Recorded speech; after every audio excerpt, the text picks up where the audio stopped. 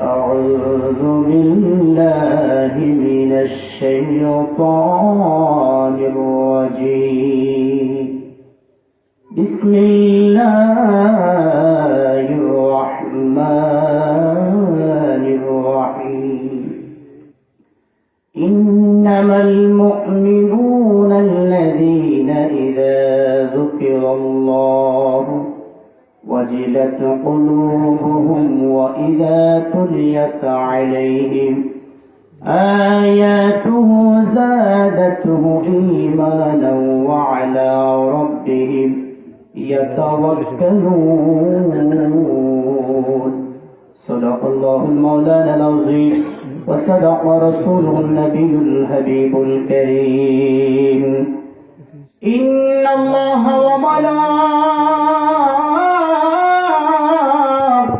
وملائكته يصلون على النبي يا أيها الذين آمنوا صلوا عليه وسلموا تسليما اللهم صل على سيدنا مولانا محمد وعلى آل سيدنا مولانا محمد तेरे नस्ल पाक में है बचा बचा नूर का तुम्हें नूर तेरा सब हराना नूर का अल्लाहुम्मा सल्ली अला सय्यिदना मौलाना मुहम्मद वअला आलि सय्यिदना मौलाना मुहम्मद बलगल उला बिकमालिही कशफत तुझा बिजमालिही हसनत जमीअ खुसालिही صلوا عليه وآله صلوا مقام وصلوا على صدر الأمين مصطفى ما جاء إلا رحمة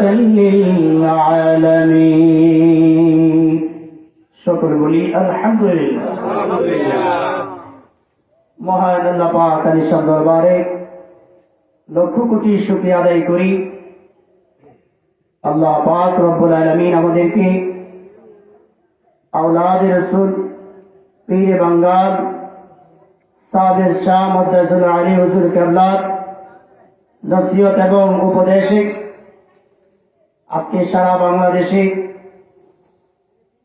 পবিত্র দাওয়াতুল খায়রুল মাহফিল তার ধারাবাহিকতা আপনাদের বাঞ্ছারামপুর পল্টনবাগ মাসিক দাওয়াতুল খায়রুল মাহফিল অনুষ্ঠিত হয়েছে আল্লাহ পাক রব্বুল আলামিন আমাদের মাঝে বড় নিয়ামত দান করেছেন এতে শুকরিয়া এতে সকলে বলি আলহামদুলিল্লাহ আল্লাহ পাক রব্বুল আলামিন আহকামুল হাকিমিন মেহেরবান মাওলা আমাদেরকে আজকে পবিত্র দাওয়াতুল খায়রের মাহফিলের প্রথম থেকে এই পর্যন্ত কোরআনুল কারীমের তেলাওয়াত কোরআনুল কারীম ওয়াকশ এবং আয়াতে কারিমার শানে নজুল অনুবাদ হাদিসে কারিমার অনুবাদ এবং মাসলা মাসাইল সম্পর্কে আলোচনা করেছেন আল্লাহ পাক রব্বুল আলামিন আমাদেরকে এই এলেমটুকু আমাদেরকে শ্রবণ দিয়ে মনোযোগ সহকারে আল্লাহ তাআলা আমাদের জন্য কবুল করুক সকল আমিন আমিন হাজিরিন মুসল্লাল ইকরাম আল্লাহ পাক রব্বুল আলামিন রাসূল আকরাম সাল্লাল্লাহু আলাইহি সাল্লামকে বলেন হাবিব আপনি আমার বান্দাদেরকে আমার উম্মতদেরকে আপনার উম্মতকে জানিয়ে দেন কেউ যদি কোরআনের এলেম হাদিসের এলেম মনোযোগ সহকারে শুনে শ্রবণ করে যদি দিলে নিতে পারে, আমি আল্লাহ পাক রব্বুল আলামিন কথা দিলাম বান্দাকে জান্নাত দিয়ে দেব।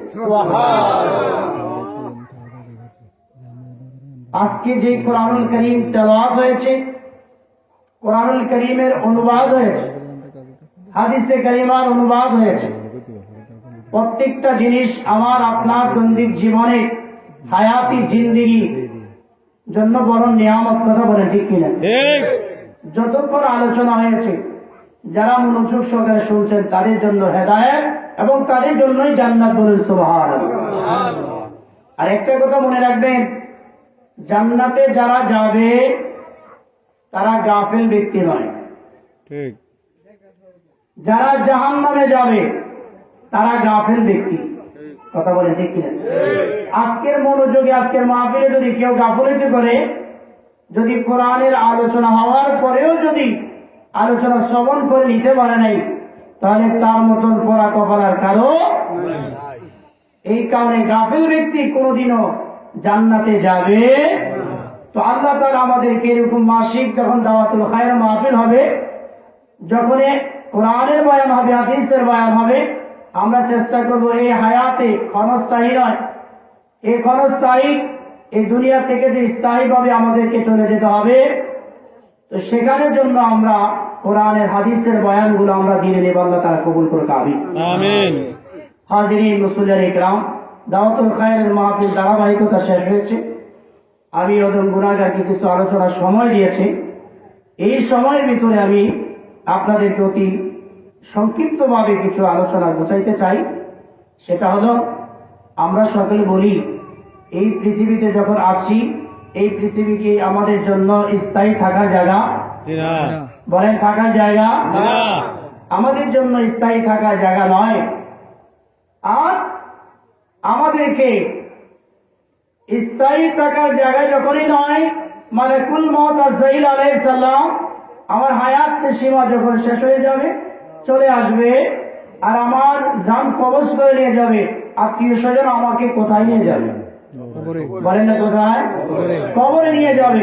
মনোযোগ, কবরে নিয়ে যাবে। কবর থেকে কিয়ামতের আগ পর্যন্ত কবরে থাকতে হবে। ইসরাফিল আলাইহিস সালাম ফুঁক দিবে, তারপরে হাসর ময়দান উঠবে, হাসর ময়দানে থাকবে, তারপরে বিচার হবে, তারপরে জান্নাত বা জাহান্নাম। কথা বলে ঠিক কিনা? তো জান্নাত আর জাহান্নাম এই দুইটা জিনিসে, জান্নাতে থাকবে ইমানদার ব্যক্তি আর জাহান্নামে থাকবে বেঈমান। কথা বলেন ঠিক না? আমরা যখন মুসলমান, আর এই মুসলমানের জায়গা, ইমানদারের জায়গা হলো কোথায়? জান্নাত। বলেন না কোথায়? আমরা কি জান্নাত চাই নাকি জাহান্নাম চাই? যদি জান্নাত চাই, তাহলে জান্নাতের গুণাবলী আমাদের ভিতর থাকা দরকার কিনা? দরকার। আজকে যে আলোচনা হয়েছে এগুলো আমাদের জান্নাতে যাওয়ার পথ প্রদর্শকের কথা বলেছে, আলোচনা বলেছেন। তো আমাদেরকে জান্নাতে যাইতে হলে আমাদেরকে যে সম্পদ অর্জন করতে হবে সেটা হলো ঈমান। বলেন কি? ঈমান। আর ঈমান, জান্নাতের হকদার একমাত্র কারা? ঈমানদার। বলেন কারা? ঈমানদার। জান্নাতের হকদার একমাত্র হলো ঈমানদাররা। আর ঈমানদার ছাড়া কেউ জান্নাতে যেতে পারবে না। তো আল্লাহর ভাষায় কারা ঈমানদার আর আল্লাহর ভাষায় কারা মুমিন, আর যাদের গুণ থাকলে আল্লাহর ভাষায় এই গুণাগুণ থাকলে মুমিন, জানা দরকার আছে কি? আছে। আপনাদের সামনে আমি কোরআনুল কারীমে আয়াতে কারিমা তেলাওয়াত করেছি, সূরা আনফালের 2 নম্বর আয়াতে কারিমা তেলাওয়াত করেছি। এই আয়াতে কারিমার উপরে কিছু কথা বোঝাতে চাইব আপনাদেরকে। আল্লাহ তাআলা আমাদের বোঝার তৌফিক দান করুন, আমিন। আমিন। আল্লাহ পাক রব্বুল আলামিন এই কোরআনুল কারীমের এই আয়াতে মুমিনের 5টা গুণ ধরেছেন। সুবহানাল্লাহ, সুবহানাল্লাহ। আল্লাহ তাআলা ঈমানদার এবং মুমিন ব্যক্তিদেরকে ভালোবাসেন। আওয়াজ দিয়ে বলেন সুবহানাল্লাহ। তো আল্লাহ যাকে ভালোবাসে, আল্লাহ যাকে পছন্দ করে, সেই ব্যক্তি একমাত্র আল্লাহর জান্নাতে প্রবেশ করবে। সুবহানাল্লাহ। আল্লাহ পাক রব্বুল আলামিন কোরআনুল কারীমে সূরাতুল আনফাল কারিমায় আমার আল্লাহ পাক রব্বুল আলামিন মুমিনের 5টি গুণ ধরেছে। এই গুণাগুণ যাদের ভিতরে থাকবে তারাই হলো ঈমানদার আর তারাই হলো মুমিন। আল্লাহ পাক রব্বুল আলামিন বলেন, ইন্নামাল মুমিনুনা আল্লাযীনা, নিশ্চয়ই ঈমানদার তারা, নিশ্চয়ই মুমিন তারা, ইযা যুকিরাল্লাহ, যখন আমি আল্লাহকে স্মরণ করে আল্লাহর জিকির করে, ইযা যুকিরাল্লাহু ওয়াজিলাত কুলুবুহুম, তখন ওই বান্দার কলবে আমি আল্লাহর ভয়ে প্রকম্পিত হয়। মুমিনের একটা গুণ হলো যখন আল্লাহকে স্মরণ করা হয়, যখন আল্লাহকে ডাকা হয়, তখন আল্লাহর ভয়ে ওই বান্দার কলব প্রকম্পিত হয়। আল্লাহর মহত্ব মহিমার গুণে, আল্লাহর ভয়ে, আল্লাহর ওই জাহান্নামের ভয়ে, ওই জান্নাতের আশার ভয়ে ওই মুমিন ব্যক্তির কলব প্রকম্পিত হয়। আল্লাহ পাক রব্বুল আলামিন বলেন, তিনি হলেন ঈমানদার, তিনি হলেন মুমিন। সুবহানাল্লাহ। আরে আল্লাহর ভয় তাকে দরকার আছে কিনা? আছে। আল্লাহর ভয় যার ভিতরে নাই সে কোনোদিনও জান্নাতে যাবে না। ইযা যুকিরাল্লাহু ওয়াজিলাত কুলুবুহুম ওয়া ইযা তুলিয়াত আলাইহিম আয়াতুহু যাদাতুহু ঈমানাও ওয়া আলা রাব্বিহিম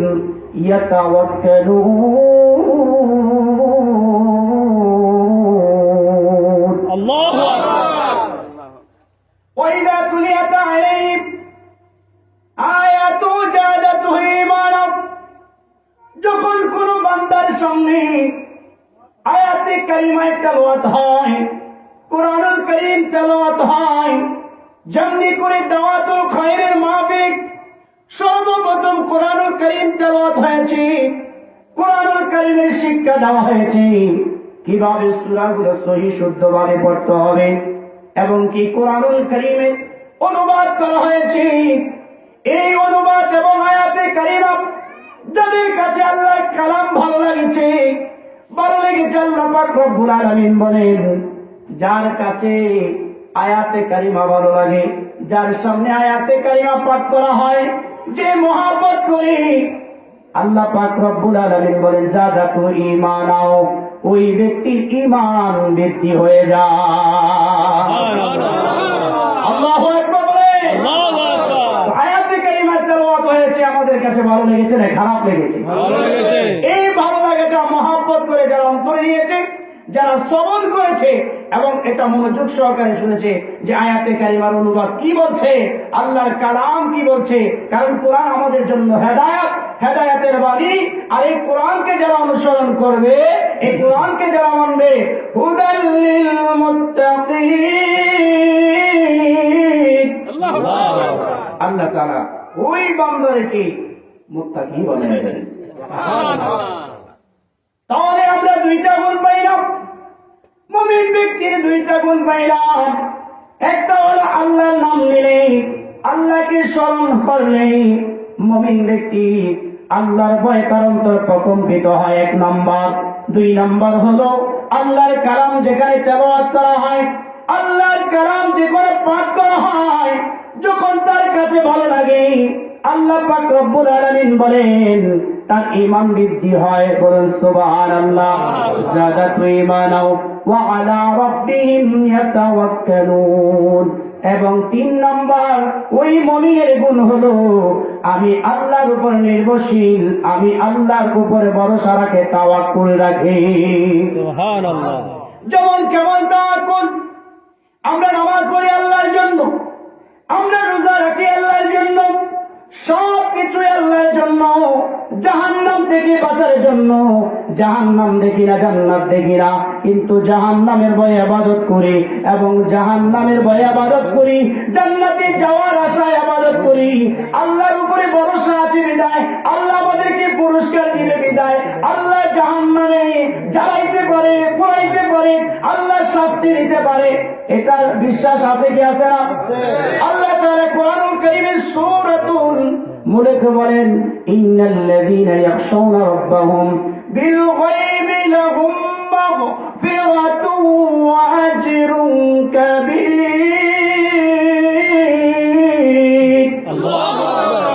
إن الذين يخشون ربهم بالغيب যারা আল্লাহ পাক রব্বুল আলামিনের ভয় করে আল্লাহ পাকের গায়বকে প্রতি বিশ্বাস রাখে সুবহানাল্লাহ মাগফির আল্লাহ পাক রব্বুল আলামিন বলেন ওই অদৃশ্যের প্রতি যারা বিশ্বাস করে গায়বের প্রতি যারা বিশ্বাস করে মাগফির আমি আল্লাহ তাকে মাফ করে দেব বলুন সুবহানাল্লাহ যা আমি আল্লাহ দেব আমি আল্লাহ দিতে পারি আমি আল্লাহর উপরে ভরসা আছে না দেখে ইবাদত করে আমি আল্লাহ মাফ করে দিব বলুন সুবহানাল্লাহ সুবহানাল্লাহ তাহলে আমরা মুমিনের গুণ পাইলাম কয়টা কয়টা আজকের এই দাওয়াতুল খায়র মাহফিল সার্থক হবে যদি এই মাহফিল থেকে যদি আপনারা মনোযোগ সহকারে যদি কোরআনের এই বয়ান হাদিসের বয়ানগুলো যদি নিতে পারেন বাবা কোনদিন আর আপনাকে ওই না শয়তানের ওয়াসওয়াসা পড়ার কোনো সম্ভাবনা থাকবে না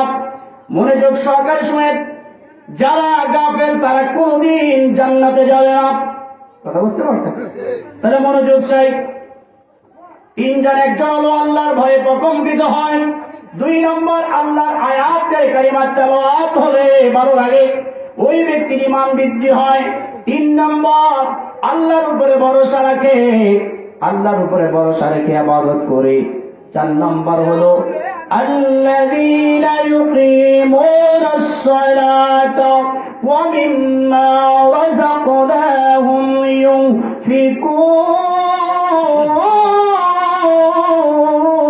আল্লাহু আকবার আল্লাযীনা ইউকিমুনাস সালাতা যারা সালাত আদায় করে যারা সালাত কায়েম করে সালাত আদায় করে কার জন্য আল্লাহর জন্য যারা আযান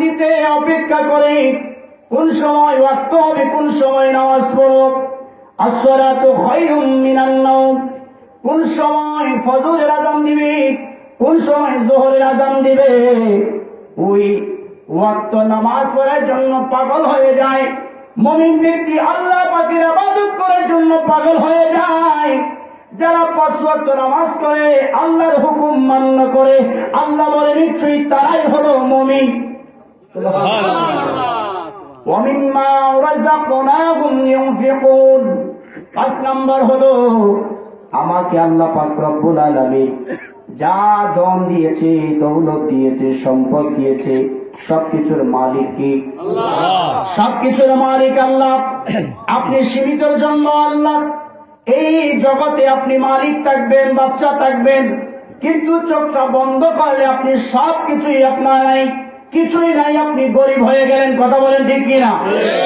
আল্লাহর হাবিব সাল্লাল্লাহু আলাইহি সাল্লাম বলেন ওই ব্যক্তি বাদশা যে দুনিয়া চায় না আখিরাত চায় আখিরাতের জন্য মাল কামায়া নেই আখিরাতের জন্য মাল কামায়া নেই ওই ব্যক্তি যখন চোখ বন্ধ হয়ে যায় মানে দুনিয়া থেকে বিদায় হয়ে যাবে বিদায় হয়ে গেলে চোখ যখন বন্ধ হয়ে যায় ওই ব্যক্তি হলো একমাত্র বাদশা সুবহানাল্লাহ যারা দুনিয়া চায় না আখিরাত চায় তাদের চোখ বন্ধ হওয়ার সাথে সাথে তারাই হলো বাদশা সুবহানাল্লাহ সুবহানাল্লাহ ওয়া মিম্মা রাযাকনাহুম ইউনফিকুন আল্লাহ তাআলা আমাদেরকে যা রিজিক দিয়েছে যা ধন দিয়েছে দৌলত দিয়েছে ওই রিজিক থেকে যা যা সামর্থ্য অনুযায়ী দান করা সদকা করা এটা হলো মুমিনের গুণ বলুন সুবহানাল্লাহ